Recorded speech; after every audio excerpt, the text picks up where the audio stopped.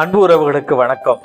Football super star Ronaldo வாழ்க்கையில் நடந்த ஒரு நிகழ்ச்சி சமீபத்தில் அவரே பகிர்ந்திருந்தார். அதாவது அவர் ஒரு பார்பர் ஷாப்புக்கு டெய்லி சின்ன வயசுலேருந்தே போவாராம். எப்போ போனாலும் 50 யூரோ தான் அவர் முடி வெட்டுறதுக்கு.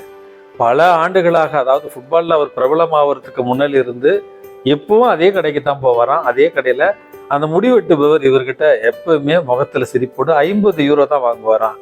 உலகத்துல மிகப்பெரிய ஒரு சூப்பர் ஸ்டாராக இருக்கார் ஃபுட்பாலில். அதனால எக்ஸ்ட்ரா காசு கேப்பெல்லாம் ஒன்றும் கிடையாது. இப்போ சமீபத்தில் ஒரு நாள் முடிவெட்ட போன நேரத்தில் அந்த முடிவெட்டுபவர் ரொம்ப சோகமாக இருந்தாராம். ஏன் என்ன ஆச்சுன்னு கேட்குற நேரத்தில், இல்லை எனக்கு இருந்த ஒரே கார் கம்ப்ளீட்டாக ரிப்பேர் ஆகிடுச்சு, இனிமேட்டு நான் பஸ்ஸில் தான் போயிட்டு வரணும் அப்படின்னு அந்த முடிவெட்டுபவர் சொன்னாராம். அடுத்த முறை ரொனால்டோ அந்த கடைக்கு போகல புதுசாக ஒரு காரில் போகிறார். லொம்பார்கினின்னு சொல்லுவாங்க, உலகத்திலே ரொம்ப விலை உயர்ந்த ஒரு கார். அந்த கார் சாவியை கொண்டு போய் அந்த முடிவெற்ற பார்பர்கிட்ட கொடுத்துட்டு, இந்த கார் இனிமேட்டு உனக்கு தான் சொந்தம் அப்படின்னு சொன்னாராம். அவருக்கு ஒரே ஆச்சரியம், குழந்தை போல சிரிச்சுக்கிட்டு, தேங்க்யூ ஸோ மச், எப்படி உங்களுக்கு இது தோணுச்சு?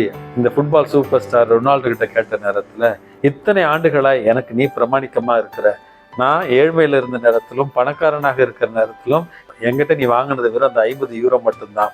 அதனால் நீ எனக்கு பிரமாணிக்கமாக இருந்ததற்காக ஒரே ஒரு முறை நானும் உனக்கு பிரமாணிக்கமாக இருக்கிறேன் அப்படிங்கிறத காமிக்கிறதுக்காக தான் அந்த காரை உனக்கு கிஃப்டாக கொடுத்தேன் அப்படி சொன்னாராம்.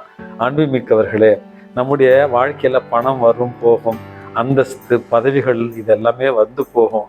ஆனால் சக மனிதனை மனித உணர்வோடு மதிக்கிற அல்லது ஒருவருக்கு பிரமாணிக்கமாக இருக்கிற ஒரு பண்பு தான் மனித பண்புகளிலேயே உயரிய உன்னதமான ஒரு பண்பு. ஆகவே உறவுல பிரமாணிக்கமாக இருக்க முயற்சி செய்வோம்.